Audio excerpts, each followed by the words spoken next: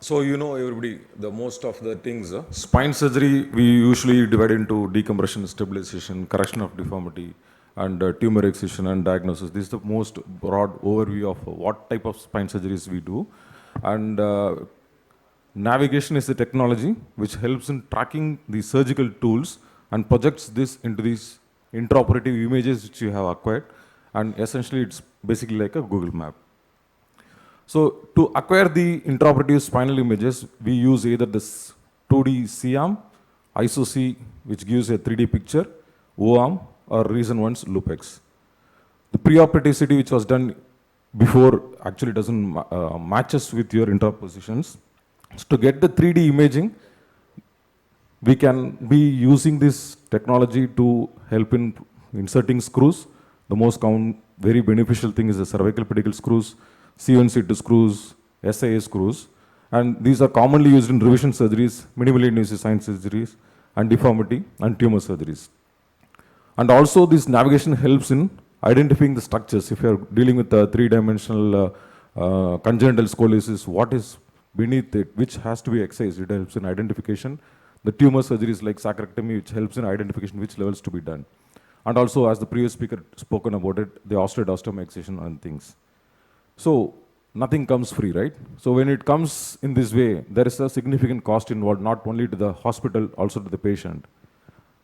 So what is the advantage for which the patient is paying? For him, the patient, significant avoidance of problems like medial breaches and neural deficits, lateral breaches which might require revision surgeries, reduced duration of the surgery, reduced blood loss, reduced hospital stay, and helps in fast recovery. So what is the disadvantage? The main thing, it will be your cost, and also some amount of radiation, which is negligible, which has been proven. And when it comes to cost-benefit analysis, classically in India, in most of the setups, 30 to 50,000 will be charged for one particular patient, for which the intraoperative CT and a navigation is used. And what are the advantages which the literature says? Expenses saved are in the form of reduced procedure time and the OR charges. Classically, the study which is done by Houghton, is published in Neurosurgery Journal, showed single-level OARM produces for single-level T-leaf procedures, it takes only 200 minutes versus 20 minutes, a significant reduction, and also the amount of per screw insertion also significantly reduced. So the other expenses saved are the overall hospital stay, and hence the bill also comes down, and short hospital stays, which is also proven. So the most important thing, which is the problem that can happen, is the revision surgeries because of the malpositions, and those things are also reduced. Misposition pedicle screws, the intraoperative revisions for the lateral breaches and hardware failures are also reduced. So overall, the secondary revision surgeries goes down significantly when we are using this technology for putting instrumentations. So these are the gross benefits for which he is going to pay. And yes, for cost-benefit analysis for the particular patient, it's definitely going to be a beneficial thing for him. But what for the hospital? So the hospital is paying such a huge investment, and say it will be around for intraoperative CT and navigation, it's going to be around 9 to 10 crores, including the intraoperative CT and navigations. What is the advantage which he is going to get? It's a quality care, and if it's going to be having these technologies, you can do almost all complex cases for which the referrals increases.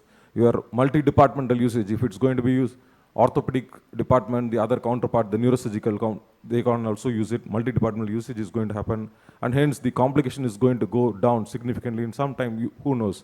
The people might come and say, you have not used the navigation, and you might end up in having medical legal issues as well. And obviously, everybody knows it's going to be a significant hospital promotions. Disadvantages, OR setup should be massive. It's not simple small ORs. And it should be a huge investment for them. And the personnel has to be trained accordingly.